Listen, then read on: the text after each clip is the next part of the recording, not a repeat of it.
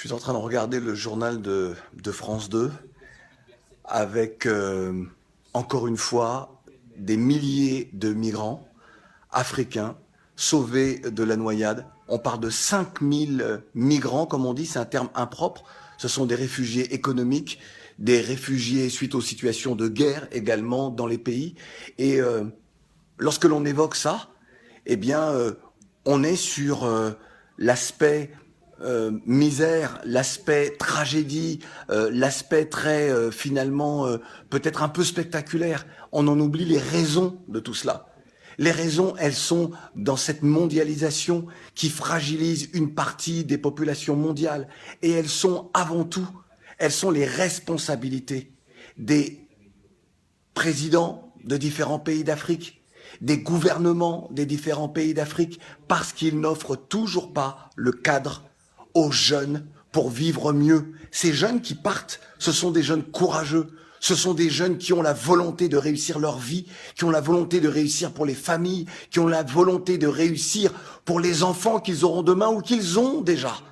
Moi qui ai passé quelques nuits avec les réfugiés à Paris, aux portes de Paris, je peux vous dire que j'ai vécu avec eux des drames, mais indescriptibles, que les mots ne peuvent pas exprimer. Alors, je voudrais juste, encore une fois, pour la énième fois, comme je le fais souvent à la radio ou à travers des écrits, interpeller les responsables politiques en Afrique. Vous n'avez pas envie un jour de pouvoir dire « je veux que mon pays soit l'un des pays les plus prospères du monde ».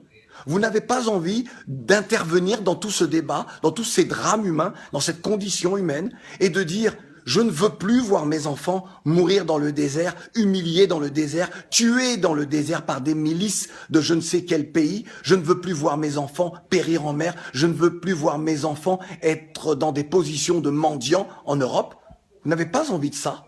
Vous n'avez pas envie de changer la vie. Vous n'avez pas envie de changer le monde. Vous n'avez pas envie de voir notre continent qui a subi l'esclavage, qui a subi la déportation de millions de ses enfants. Je suis un de ces descendants d'esclaves, moi, africain de la Caraïbe. Vous n'avez pas envie que l'histoire coloniale, eh bien, fasse partie de notre passé, mais que tous ces épisodes-là ne soient plus des passés très présents. Vous n'avez pas envie de nous voir grands, de nous voir beaux, de nous voir plus intelligents que ce qu'étaient nos parents. Parce que lorsqu'on est parent, c'est ce dont on a envie. On a envie de voir nos enfants aller beaucoup plus loin. Vous n'avez pas envie de ça? Oui? Alors faites quelque chose. Non? Alors on comprend pourquoi nous en sommes là.